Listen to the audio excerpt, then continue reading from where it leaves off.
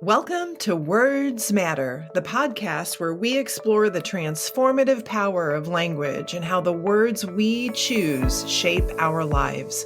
I'm your host, Deanna Ley, the Catalytic Coach, and I'm here to guide you on a journey of opportunities, progress, and change. Each episode will dive into a thought-provoking quote or phrase, unpack its meaning, and discover how it can inspire us to rise above challenges, embrace joy in the journey, and ignite our possible. Your words matter because you matter. Now, let's get to today's amazing episode. Well, hey there, friends. Welcome back to another episode of Words Matter. Now, if you've been with me since the early days of this podcast, you might remember episode number 9, Detached from the Outcome, Attached to the Progress. In that episode, I shared a quote from Tony Robbins that's been echoing in my heart ever since. The quote is, "Discipline your disappointment." Now, even as I said it back then, I knew it deserved an episode of its own. And after these last few months of my life being super lifey, the setbacks, the delays, the detours, I really can't think of a better time to talk about it than right now. Because disappointment is inevitable, right, friends? But staying stuck, well, that's optional. And learning to discipline your disappointment can change the way that you move through life. So let's talk about what started my whole thought pattern on this quote again. See, Chris and I have been planning for nearly 2 years to hike the Rim to Rim Trail inside of the Grand Canyon. It felt like the perfect way to celebrate 30 years of our marriage, something challenging, unforgettable, and super meaningful. And we were all set to do it in September of this year. We decided not to fly. We were going to drive, making that all a part of our 30th anniversary adventure. We had our route mapped out. We had our lodging figured out. We had our gear picked out. Our dream was going to happen. Until it wasn't. See, in April, I hurt my back. And in that moment, I could feel the disappointment. You know the kind. The one that steals your breath and makes you question, why now? Then a couple of weekends ago, I read the news that the Dragon Bravo fire had destroyed the Grand Canyon Lodge and dozens of historic structures all along the North Rim.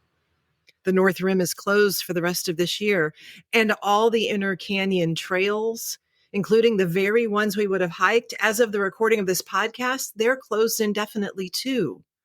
I just sat there reading that news, stunned.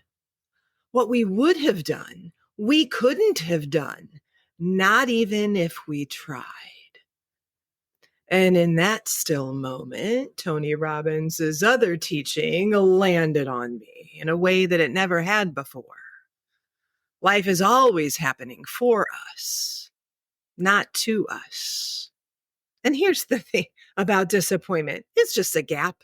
The gap between expectation and reality filled with the meaning that we assign it. And discipline, that's how we reclaim our power in that gap.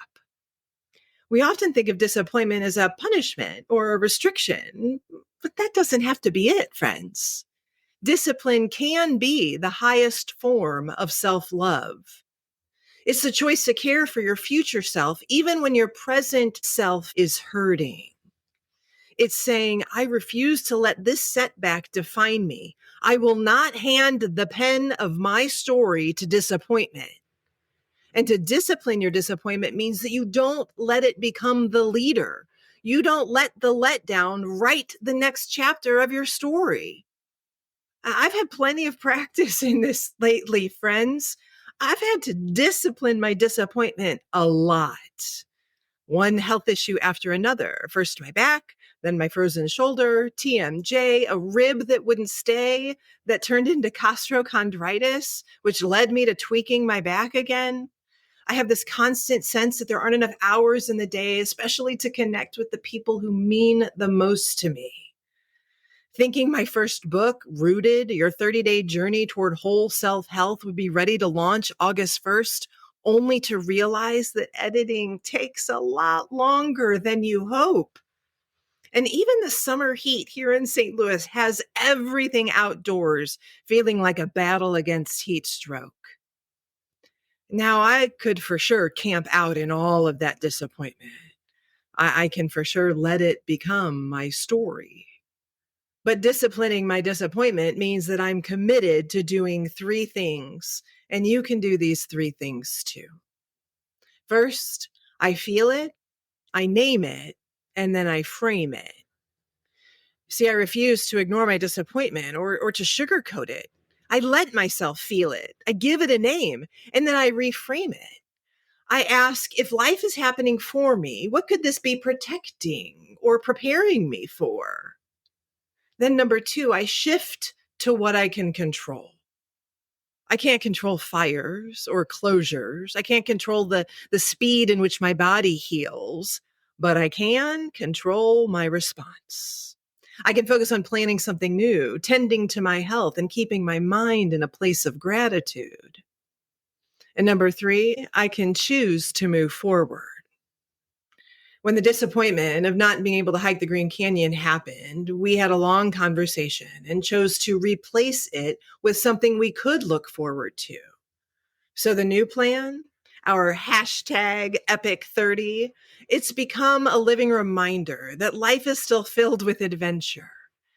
We have it planned. It's happening. 17 days, 8 states, 5 national parks, over 3,100 miles we'll be driving. Badlands, Wind Cave, Theodore Roosevelt, Yellowstone, Grand Teton, Prairie Dogs, geysers, big skies, and small town coffee shops. I am ready. So here's what I want you to remember. Don't let the letdown be your leader. Feel it, honor it, but don't hand it the pen to write the next chapter of your story. Discipline your disappointment. It's the highest form of self-love.